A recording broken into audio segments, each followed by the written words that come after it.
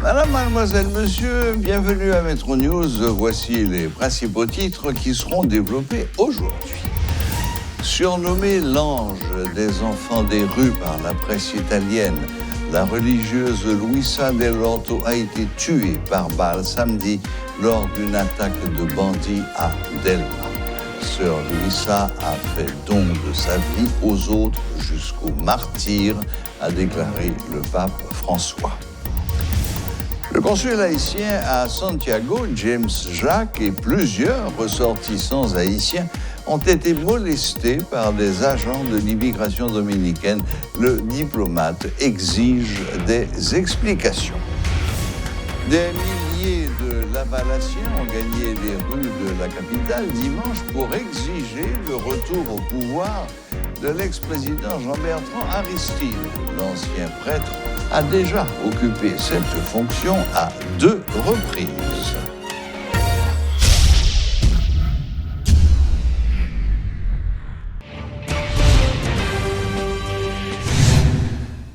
Sœur Luisa Dell'Orto a été mortellement blessée par balle lors d'un vol commis à Delma.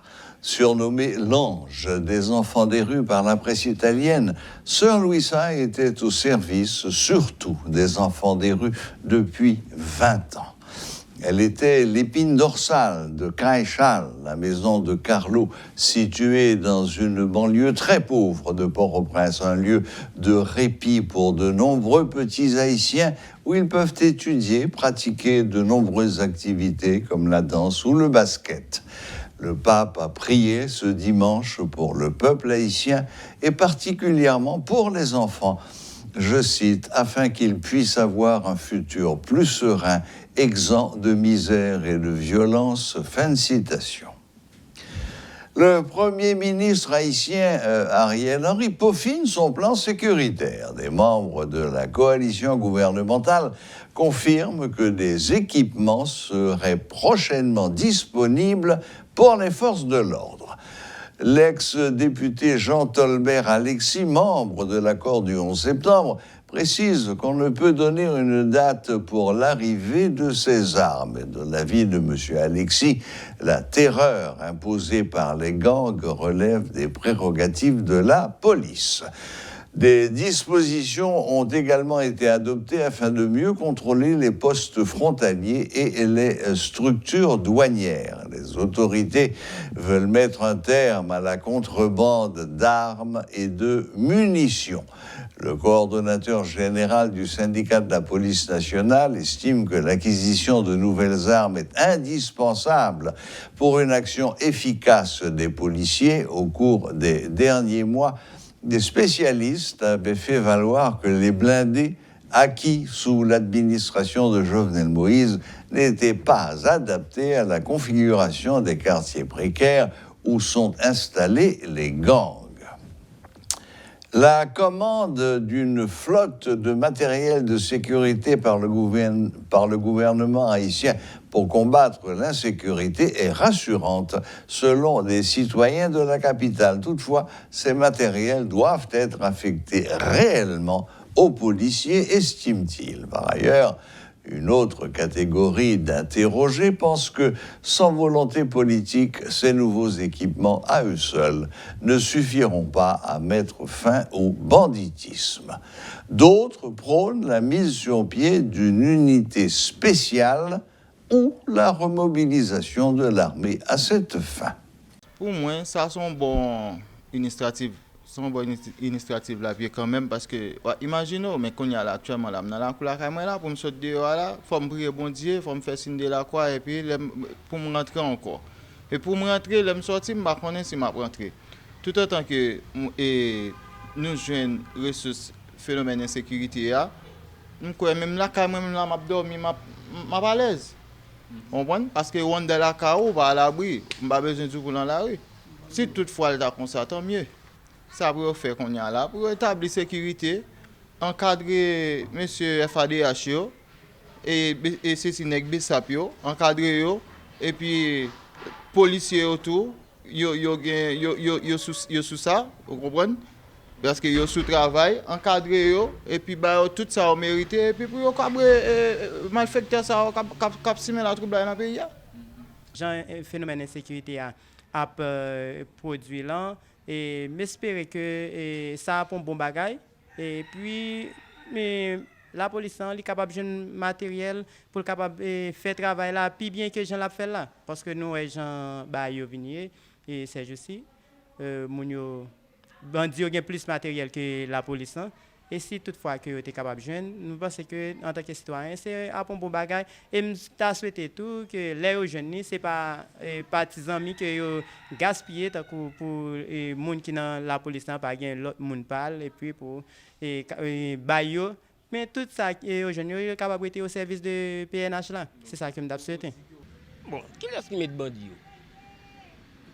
Je vais arrêter quoi ces bandits qui former tête li pour compte li qui fait ça y a fait la aujourd'hui parce que moi même son nèg qui a 57 ans depuis m'a vivre au Port-au-Prince sous l'âge moi ça qu'a fait là dans pays aujourd'hui m'a jamais dit qu'on ouais comprendre nous te gen l'armée dans pays qui te kon bay pays à sécurité dans quatre coins qu'a dit nous comprendre même camo qui te qu'on a entré soutenant l'autre pays pour te venir envahir le pays d'Haïti, il n'y a pas de faire dans le pays.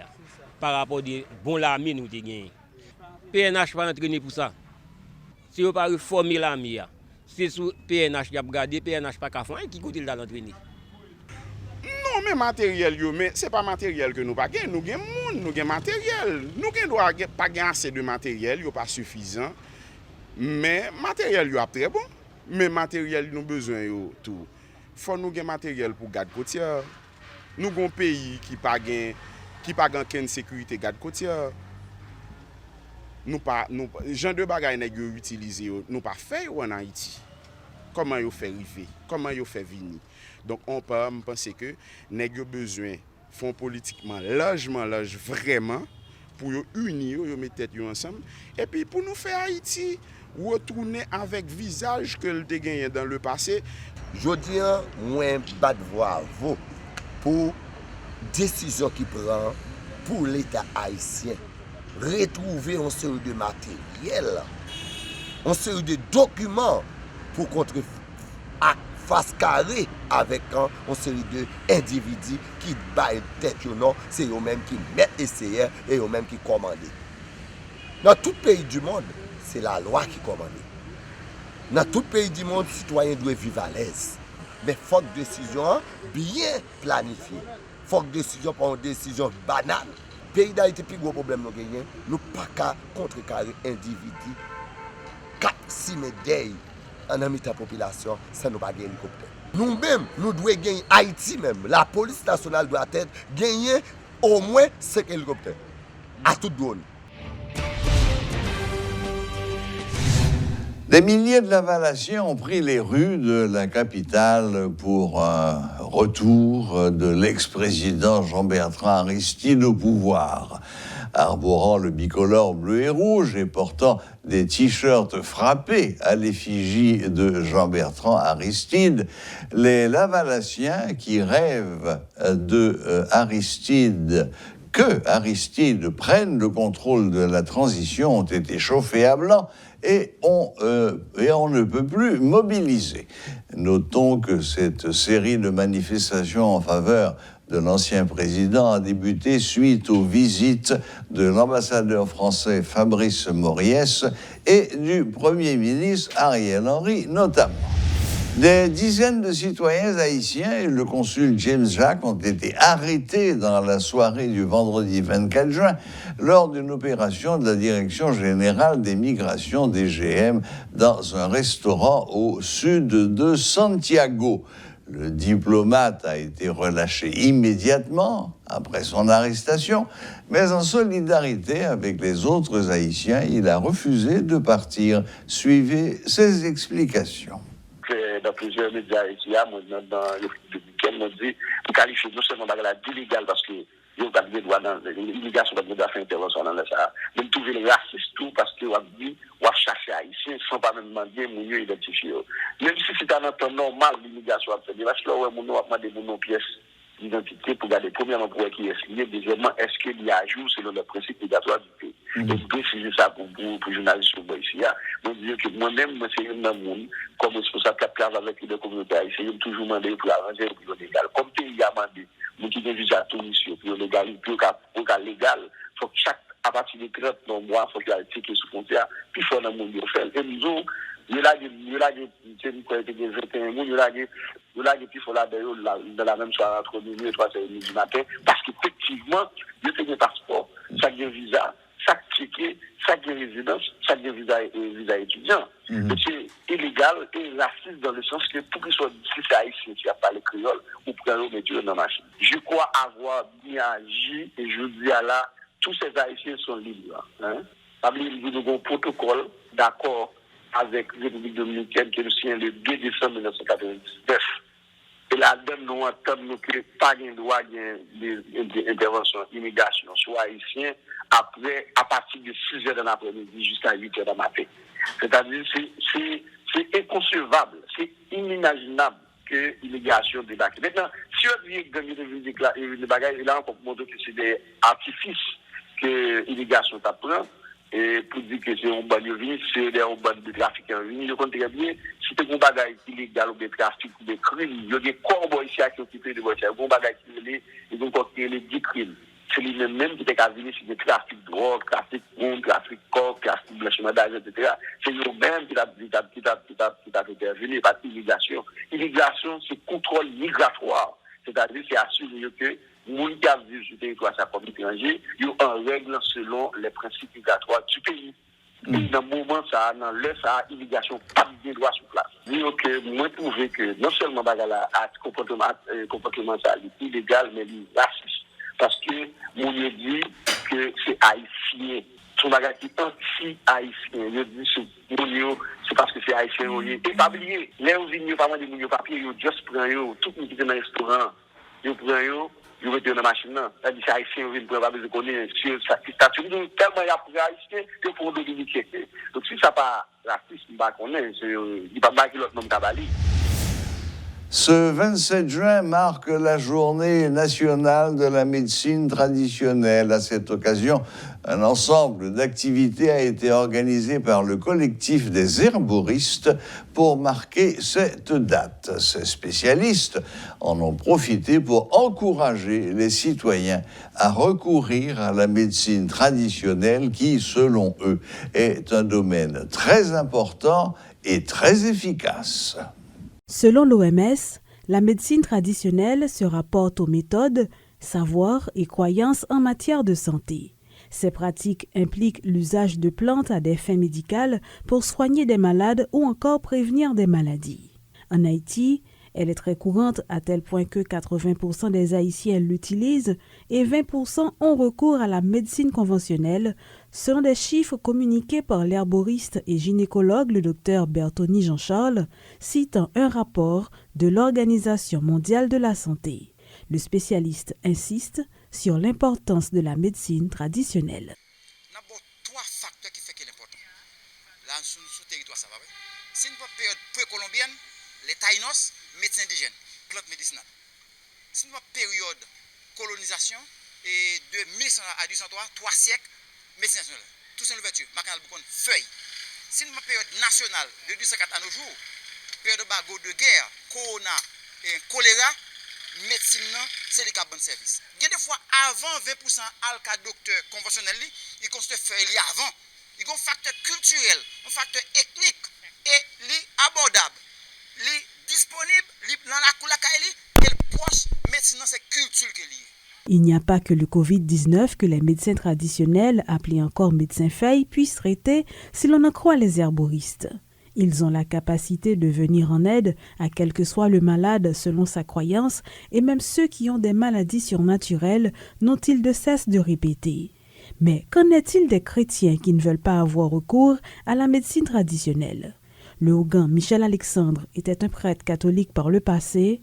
Il apporte des éléments de réponse à travers une expérience vécue. L'homme fait cougan. Il y a un pasteur qui dit madame qui prend un coup de poudre dans l'église là. Première maladie que je vais traiter. Pasteur a été peur venir là venir al Kaouga parce que son pasteur lié. Jeune fait combien de temps sous la montagne, il va pas traiter. L'aile où madame n'a pas mourir, lui je me pile dans de l'eau. Eh bien, pendant 3 soirs, moi je travaille pour lui. Eh bien, après 1 semaine, quand il y a un paquet plein, il commence à guérir. Vaudou, la nature, médecine traditionnelle traitée. Mais ça ne va pas retirer rien à pasteur. D'où la nécessité d'exhorter les malades à avoir recours à la médecine traditionnelle, affirme pour sa part la coordonnatrice de la mutuelle santé, regroupant des praticiens ou médecins traditionnels et des médecins conventionnels. Il n'est plus question pour eux de travailler de façon séparée, explique Mireille Lérisson, spécialiste en sciences de développement. Nous faisons comme ça pour nous être capables effectivement montrer force médecine traditionnelle là, une force que nous pas utiliser tout simplement parce que nous ignorons. Et bien je dis à nous dit que nous allons mettre médecine traditionnelle là au service de la population. Non seulement il y a besoin de produits, remettre feuilles pour toute forme de maladie que médecine traditionnelle là traité. Nous avons une liste qui maladie médecine traditionnelle là traité déjà, confirmée. Mais son bagage extraordinaire parce que l'équipe de médecine met des têtes ensemble et puis yo pas rien yo la santé. Et c'est dans cette même veine que les herboristes ont marqué la journée nationale de la médecine traditionnelle ce 27 juin qui s'est déroulée autour du thème « Importance et rôle de la médecine traditionnelle ». Voilà, la boucle est bouclée. Merci de nous rester fidèles. Très bonne semaine à toutes et à tous et à la prochaine, même heure, même chaîne.